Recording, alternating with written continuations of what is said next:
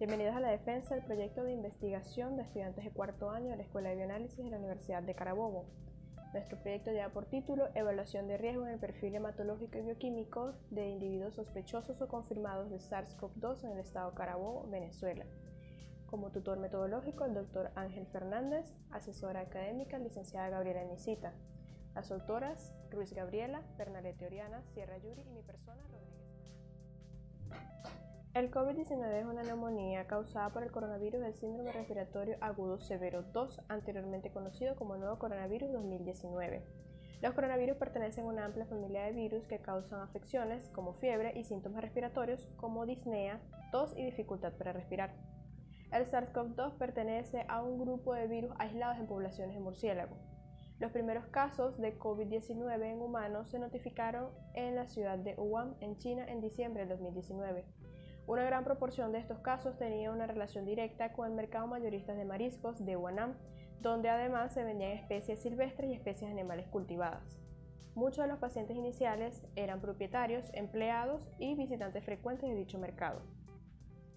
Después de la notificación de los primeros casos, hasta el 17 de mayo del 2021, se confirmaron 16.773.940 casos, incluidas 3.375.573 defunciones a nivel mundial. Durante el primer cuatrimestre del 2021 se notificaron 26.684.044 casos, incluidas 657.055 defunciones en la región de las Américas, donde América del Norte y América del Sur contribuyeron con la mayor proporción de casos, con un 53 y 44% respectivamente. El 14 de marzo del 2020 fueron confirmados los dos primeros casos de coronavirus en Venezuela y a partir de esa fecha las cifras fueron en aumento. Para el primer trimestre del 2022, Venezuela cuenta con una cifra de 485.974 casos confirmados y 5.774 defunciones. Aunque está bien documentado que el COVID-19 es una infección de nivel respiratorio, datos posteriores indican que debe tratarse como una enfermedad sistémica que involucra el sistema cardiovascular, respiratorio, gastrointestinal, neurológico, inmunológico y hematopoyético. El objetivo general de este proyecto es evaluar el riesgo en el perfil hematológico y bioquímico de pacientes sospechosos o confirmados de SARS-CoV-2 en el estado Carabobo, Venezuela. Como objetivos específicos, seleccionar a los pacientes con sintomatología asociada a la infección por SARS-CoV-2 que acudieron al laboratorio. Determinar el estado de la infección por SARS-CoV-2 en las muestras biológicas de los pacientes seleccionados a través de estudios antigénicos, serológicos o por biología molecular. Determinar el perfil hematológico y bioquímico de los pacientes seleccionados y correlacionar los perfiles hematológicos y bioquímicos con el estado de la infección por SARS-CoV-2. Desde los primeros reportes de SARS-CoV-2 en diciembre de 2019, los investigadores han realizado grandes avances en la comprensión del curso natural de la enfermedad. El temprano descubrimiento de la secuencia genómica ha facilitado la elaboración de protocolos de laboratorio estandarizados, resultando en la publicación del protocolo de la primera prueba cuantitativa de reacción de la cadena de la polimerasa con transcripción inversa a finales de enero del 2020. Y desde entonces ha sido la única prueba recomendada por la OMS para el diagnóstico definitivo por infección de SARS-CoV-2. Otros estudios más extensos incluyen radiografías, cuadros clínicos y hallazgos de laboratorio, logrando identificarse parámetros bioquímicos y hematológicos que pueden predecir pacientes COVID-19 y predecir la severidad de la enfermedad. Entre estos posibles marcadores están el contagio de glóbulos blancos, contagio de leucocitos, eosinófilos, neutrófilos y monocitos, contagio de plaquetas, contagio de glóbulos rojos, hemoglobina, hematocrito, velocidad de sedimentación globular, proteína C reactiva, dímero D, ferritina, lactato deshidrogenasa, aspartato aminotransferasa o TGO y alanina aminotransferasa o TGP. Sin embargo, la correlación existente entre los parámetros y el estado de severidad de la enfermedad aún no es totalmente comprendido. Otros parámetros menos estudiados, tales como la glicemia y la creatinina, serán analizados en el presente trabajo para determinar su potencial como posibles marcadores de severidad. Como muchos conocemos, la pandemia por coronavirus inició a finales del año 2019 en la ciudad de Wuhan, China, y se tenía escaso conocimiento sobre el virus del cual se trataba y las complicaciones que éste causaba una vez que entraba en contacto con el ser humano. Por tal motivo, desde ese momento se inició un sinfín de investigaciones, dentro de las cuales podemos resaltar las siguientes. Tirumalaisamy Belavan y colaboradores en Alemania del 2020 mostraron que dentro de los parámetros hematológicos la linfopenia está claramente asociada con la enfermedad. Por otro lado, encontraron niveles altos de aspartato aminotransferasa y alanino aminotransferasa, demostrando que los pacientes con una enfermedad grave tenían signos más frecuentes de disfunción hepática que aquellos con una enfermedad más leve. Por otra parte, Rajab Mardani y colaboradores en Irán del 2020 mostraron que parámetros como la alanino-aminotransferasa, la proteína C reactiva, neutrófilos y lactato deshidrogenasa eran buenos predictores de pacientes COVID-19 positivos. También Exabolkis y colaboradores en Hungría del 2020 encontraron niveles altos de dímero D, que son signos típicos de anomalías de coagulación en pacientes COVID-19 positivos. En este estudio se asoció estos niveles altos de dímero D con peores pronósticos en todos los casos de los pacientes COVID-19 positivos. Asimismo, Plevani y colaboradores en Italia del 2020 demostraron que los pacientes que fallecieron por COVID-19 presentaban niveles altos de glóbulos blancos debido al aumento de neutrófilos, ya que para linfocitos, monocitos y eosinófilos se demostraron tendencias decrecientes. Finalmente, Fan Liu y colaboradores en China del 2020 exploraron la relación existente entre la proteína C reactiva y el COVID-19, reflejando que los pacientes con proteína C reactiva elevada tenían mayor probabilidad de desarrollar una enfermedad grave. Con respecto a las bases teóricas, iniciaremos definiendo lo que son los virus. Por lo común, están compuestos por un genoma viral que puede ser de tipo ADN o ARN, empaquetado en una cubierta protectora denominada cápside, la cual puede estar a su vez cubierta o no por una membrana. Son conocidos o considerados también parásitos intracelulares obligados, ya que dependen del metabolismo y capacidad replicativa del huésped para poder sintetizar su propio genoma y sus propiedades características básicas. El Comité Internacional de Taxonomía Viral solo reconoce una clasificación en la cual se reúne a los virus en características taxonómicas, utilizando como criterio de agrupación sus características generales como lo son el tipo de ácido nucleico, si es ADN o ARN, la estructura del genoma, si es bicatenario o monocatenario, su sitio y mecanismo de replicación, la simetría de la cápside, si ésta está envuelta o no, entre otros. La familia Coronaviridae incluye a los géneros torovirus y coronavirus. Los coronavirus son virus pleomórficos con cubierta lipídica y una corona de espículas que se proyecta a la superficie que le proporciona la apariencia característica a la cual le deben su nombre.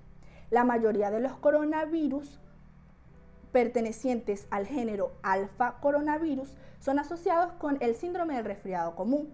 Por lo contrario, los pertenecientes al género beta coronavirus, como lo son el SARS-CoV-2 y el MERS-CoV-2, son variantes emergentes o reemergentes que causan el síndrome respiratorio agudo severo, por lo que podemos definir al SARS-CoV-2 como un virus reemergente perteneciente al género beta coronavirus con las características generales de la familia Coronaviridae ya mencionadas.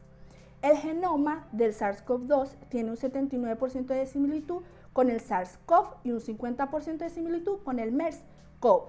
Estudios han demostrado que tiene hasta un 96,2% de similitud con el coronavirus del murciélago, el RATG13, sugiriendo la posibilidad de que el SARS-CoV-2 haya derivado de este virus. En cuanto a las repercusiones, la literatura nos indica que el síntoma que se reportó con mayor frecuencia fue la fiebre, con un 88,7%, la tos en segundo lugar, con un 67,8% y la dificultad para respirar, con un 50%. Otros síntomas reportados fueron las náuseas y la diarrea, con una frecuencia del 5 y 3,8% respectivamente. A nivel hematológico, la linfocitopenia mostró ser la normalidad más relevante en pacientes que presentaron síntomas graves o que fallecieron a causa de la enfermedad, mientras que la reposición a los valores normales de linfocitos fueron un factor importante para la recuperación. El recuento de otros tipos de glóbulos blancos como neutrófilos, eosinófilos y plaquetas mostraron ser predictores parciales para diferenciar entre la forma leve y la forma grave de la enfermedad. La citometría de flujo no reveló inversión en la proporción de la población de linfocitos CD4 y CD8. Sin embargo, los estudios funcionales han sugerido que el SARS-CoV-2 puede deteriorar la función de las células TCD4 y promover la hiperactivación y agotamiento de las células TCD8. También es importante mencionar que los trastornos de coagulación fueron frecuentes en pacientes con COVID-19. Los no sobrevivientes mostraron niveles significativamente más altos del dímero D en plasma en comparación con los sobrevivientes. Un estudio que se realizó durante los primeros 2 meses de la pandemia en China demostró que el 46,4% de los pacientes confirmados tenían un dímero D elevado, mientras que la elevación fue más pronunciada en los casos severos, con un 59,6% frente al 43,2% de los casos leves. A nivel bioquímico, el estudio de Wang y colaboradores se presentaron resultados de varias provincias de China y se encontraron anormalidades en ciertos parámetros, entre ellos la proteína C reactiva, que se elevó en un 60,7% de los casos, mientras que el lactato de deshidrogenasa se elevó en un 41%. Los casos más severos mostraron un aumento más marcado en comparación con los casos menos graves. En cuanto a la ferritina, el estudio de Wu y colaboradores mostró una asociación entre la ferritina sérica elevada y la supervivencia que no alcanzó significación. Por el contrario, el estudio de Zhou y colaboradores sí apoyó la asociación entre los niveles altos de ferritina sérica y la muerte, por lo que la relevancia de este parámetro es discutida. Finalmente, los pacientes con COVID-19 grave parecen tener signos más frecuentes de disfunción hepática que aquellos con enfermedad más leve, observándose un aumento en los niveles de alanino-aminotransferasa y aspartato-aminotransferasa. La prueba antigénica es un inmunoensayo cromatográfico capaz de detectar antígenos de la proteína N de manera cualitativa en muestras de hisopado nasofaríngeo. La tira de nitrocelulosa en una muestra positiva contendrá el antígeno, formando un complejo partícula de oro anticuerpo e antígeno. Este complejo migrará hacia la zona de detección que está impregnado con anticuerpo monoclonal anti-SARS-CoV-2, indicando la positividad mediante la visualización de una línea de color rojo violácea. El excedente de este anticuerpo que no formó el complejo mirará hacia la línea de control de calidad, el cual siempre debe mostrar la línea de color rojo violácea para que el resultado de la prueba sea válido. La prueba de detección de anticuerpos, similar a la prueba antigénica, es un inmunoensayo cromatográfico y cuenta con el mismo principio que esta, con la diferencia de que esta prueba posee 2 líneas de detección, una impregnada con anticuerpos IgG y la otra con anticuerpos anti-IgM. También se diferencia en la muestra utilizada, ya que esta prueba utiliza sangre entera principalmente. La RT-PCR amplifica segmentos de ADN de interés y necesita de una enzima retrotranscriptasa previo a la reacción de PCR propiamente dicha. Esta prueba determina la presencia del virus mediante la detección de fluorescencia generada por la sonda marcada con fluoróforo. Esta técnica requerirá como primera etapa la extracción y purificación de los ácidos nucleicos contenidas en una muestra nasofaríngea del paciente y se empleará el sistema TACMAN cuyos cebadores y sondas están diseñados para detectar los genes ORF1ab y N del SARS-CoV-2. La reacción de amplificación requiere primero una enzima retrotranscriptasa para formar la hebra de ADN complementaria al ADN viral. En segundo lugar, el ADN molde, que será el fragmento de ácido nucleico a amplificar. También se necesita una ADN polimerasa llamada Taq polimerasa requerida para polimerizar las nuevas hebras de ADN. El cloruro de magnesio será la fuente de iones de magnesio, que será el cofactor para la ADN polimerasa. Los 4 desoxinucleótidos trifosfatos serán los bloques que formarán las cadenas de ADN nuevas. La solución amortiguadora proveerá el medio adecuado para la reacción y la sonda Taqman es una secuencia de nucleótidos complementaria a una región interna del gen de interés. Y esta sonda tiene un fluoróforo en su extremo 5' y un inhibidor en su extremo 3'. La amplificación se llevará a cabo en 3 etapas. Primero, la desnaturalización, que es el proceso mediante el cual el ADN bicatenario se separará en hebras de ADN monocatenario mediante la aplicación de altas temperaturas. Luego, la etapa de hibridación. Los cebadores se unirán a las secuencias complementarias, promoviendo el inicio de la replicación. Además, en esta etapa se unirá la sonda marcada con fluoróforo a la secuencia complementaria. Y por último, la extensión, la ADN polimerasa sintetizará la nueva cadena. Y en este proceso intervienen los iones de magnesio y los 4 desoxinucleótidos trifosfato. Además de esto, la ADN polimerasa degradará las sondas separando el fluoróforo de su inhibidor y esto resultará en un aumento en la fluorescencia. Finalmente, el termociclador de PCR en tiempo real poseerá un detector de fluorescencia y un software que permitirá visualizar los resultados en una curva de amplificación para determinar el valor de CT. Si el valor de CT es menor o igual a 37, la muestra será positiva y si el valor de CT es mayor a 40, la muestra será considerada negativa.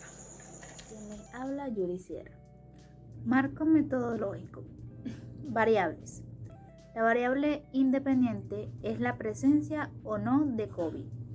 La variable independiente son la hemoglobina, las plaquetas, la ferritina, la TGO, TGP, dímero D, LDH, glicemia y creatinina. Entre las técnicas de procedimiento de los análisis de datos, la toma de muestra. Para la prueba de antigénica y de PCR es el hisopado nasofaríngeo y para la prueba de detección de anticuerpos IgG y IgM será la sangre entera por punción digital. El procedimiento experimental que se sigue es el indicado según el kit correspondiente. Si es para la prueba antigénica es el kit VivaDiac. Si es para la prueba RT-PCR es el MyCob Array y si es para la detección de anticuerpos es el kit de biosensor. El tipo y diseño de investigación. El diseño es de campo, no experimental, el tipo descriptivo correlacional y de corte retrospectivo. Población y muestra. La muestra será finita de personas que asistieron al laboratorio clínico galeno y cumplieron con el criterio de exclusión. El criterio de exclusión es aquellas personas que no se realizaron un perfil hematológico y o bioquímico en conjunto con la prueba antigénica. Las técnicas e instrumentos de recolección de datos.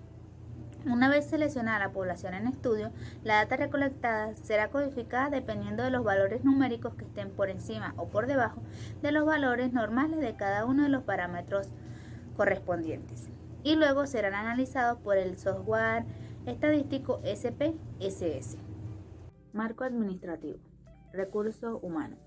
Para la realización de este proyecto se cuenta con la participación del Dr. Ángel Fernández, la licenciada Gabriela Nisita, la bachiller Oriana Bernalete, la bachiller Gabriela Ruiz, la bachiller Rodríguez Margaret y la bachiller Yuri Sierra. Los recursos materiales utilizados tenemos el equipo como la centrífuga de Eppendorf, el vórtex, el termociclador UPCR, la campana de extracción, la nevera y la computadora. Entre los materiales utilizados tenemos los hisopos estériles, tubos de Eppendorf, algodón, gasa, alcohol, gel antibacterial, guantes de látex estériles, gorro quirúrgico, bata de cirujano estéril con puño y material de oficina como cuadernos, lápiz, bolígrafos y borrador. Los recursos institucionales. Los organismos que prestarán apoyo para la realización de este proyecto son la Escuela de Bioanálisis en la Universidad de Carabobo, el Laboratorio Clínico Galeno y el Hospital Metropolitano del Norte. El cronograma de actividades. La revisión bibliográfica se haría entre enero y febrero, la recolección de datos entre enero y febrero, la selección de datos entre enero y febrero, la codificación de datos entre febrero y marzo, el análisis de los datos entre marzo y abril, la redacción del trabajo entre abril y mayo y la entrega del trabajo en mayo. Todo esto en el año 2022.